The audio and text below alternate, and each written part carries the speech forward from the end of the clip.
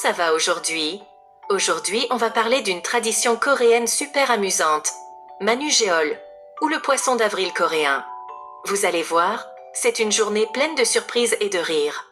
Préparez-vous à rire et à découvrir comment les Coréennes célèbrent cette journée pleine de blagues. C'est parti! Vous allez adorer ces anecdotes hilarantes. À l'école, Manujeol est pris très au sérieux. Les élèves se préparent des jours à l'avance pour leur farce. Les élèves adorent jouer des tours. Ils rivalisent d'ingéniosité pour surprendre leurs camarades et leurs professeurs. Par exemple, ils changent de classe ou échangent les bureaux pour piéger leurs profs. Et devinez quoi?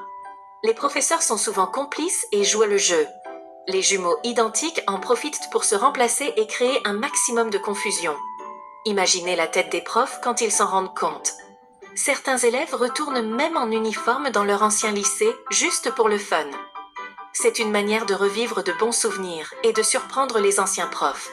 Et il y a toujours celui ou celle qui annonce avec un air dramatique « Je déménage » avant d'ajouter « Manujeol ». Les réactions sont toujours hilarantes. Et au bureau, c'est tout aussi créatif. Les collègues rivalisent d'imagination pour surprendre leurs camarades de travail. Les collègues s'amusent à mettre des post-it partout ou à inverser les claviers. Imaginez arriver au bureau et voir votre espace de travail entièrement recouvert de post-it. Parfois, ils offrent un bubble tea salé ou un snack piégé, juste pour rigoler. Les réactions sont souvent mémorables. Et n'oublions pas la blague culte de Hundelbawi Teoleo Jodeyo, qui signifie « La pierre tremblante de Seoraksan est tombée ». Cette blague est un classique. Cette énorme roche ne tombe jamais, mais chaque année, certains annoncent qu'elle est enfin tombée. C'est une blague qui fait toujours son effet. Spoiler, ce n'est pas le cas, mais c'est toujours amusant de voir combien de personnes y croient. Maintenant, voici quelques idées de blagues à la coréenne que vous pouvez faire. Préparez-vous à surprendre vos amis et votre famille. Envoyez une photo d'un faux billet d'avion et faites un message dramatique. Faites croire que vous partez pour une destination lointaine. Puis une minute après, révélez que c'est Manujeol. Les réactions seront inoubliables.